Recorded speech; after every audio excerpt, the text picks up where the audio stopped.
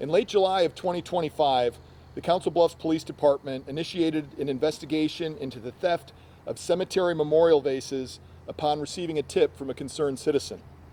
After observing a vehicle containing numerous memorial vases near a scrap metal recycler in Carter Lake, Iowa, the individual related that information to an acquaintance who was a local funeral home director.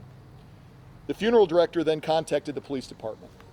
Detectives John Meyer and Clayton Jewell in the Council Bluffs Police Department Criminal Investigation Division were assigned the case and immediately went to work, running down leads, reviewing surveillance cameras, analyzing digital evidence, conducting interviews, and locating persons of interest.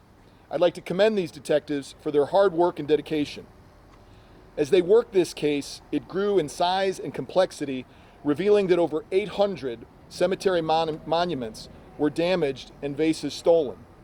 The criminal charges brought against these defendants are the product of good old-fashioned police work, and Detectives Meyer and Jewell's outstanding investigative efforts make me proud to be a member of the CBPD. I would also like to acknowledge Detective Caitlin Mass, Detective Joe Vogel, and identification technician Cassie Salter for their work on this case. Many times, violent crime absorbs the majority of the public's attention, but here in Council Bluffs, the bulk of our public safety challenges relate to property crimes. Thefts, vandalism, and trespass represent a significant percentage of our daily calls for service and a major source of frustration for our community members. When criminals target people's homes and possessions, they feel violated. While the CBPD works tirelessly to respond and investigate these crimes, they can have a low clearance rate due to the anonymous and non-personal nature of the crimes.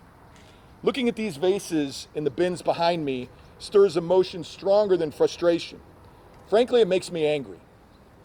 To think that each vase represents a desecrated memorial, a family impacted, and a community asking itself a simple question: why? Why would someone do this? Ripping these vases away from their memorials is a gut punch to the family members who visit a cemetery to mourn and remember their loved one. The bronze vases would realize only pennies on the dollar if they were scrapped, while the financial and emotional cost to family members can be incalculable.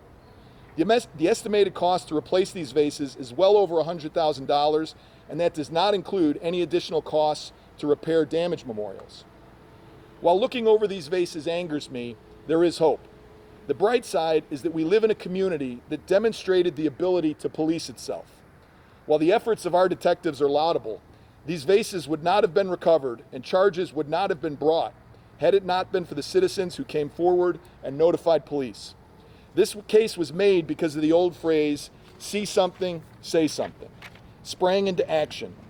Citizens saw something and they said something. My sincerest thanks go to the private citizens who came forward and shared critical information with law enforcement. This case remains an active investigation, and the recovered vases are evidence in these criminal cases. To the impacted families, in the coming weeks and months, the CBPD will work diligently to return the vases to their loved one's memorial site, but this will be a difficult task. Unfortunately, the vases do not have serial numbers or other unique markings. If your loved one's vase was stolen, be sure to have as much information about your monument before contacting the CBPD, such as photographs, a bill of sale, or any information to help identify your loved one's vase. The CBPD is working closely with West Lawn Hillcrest Memorial Park Cemetery in Omaha and Walnut Hill Cemetery in Council Bluffs. Finally, I'd like to thank the Carter Lake Police Department, the Omaha Police Department, and the Pottawatomie County Attorney's Office for their assistance. I would especially like to thank Pottawatomie County Attorney Matt Wilbur, who took a personal interest in this case and worked closely with our detectives.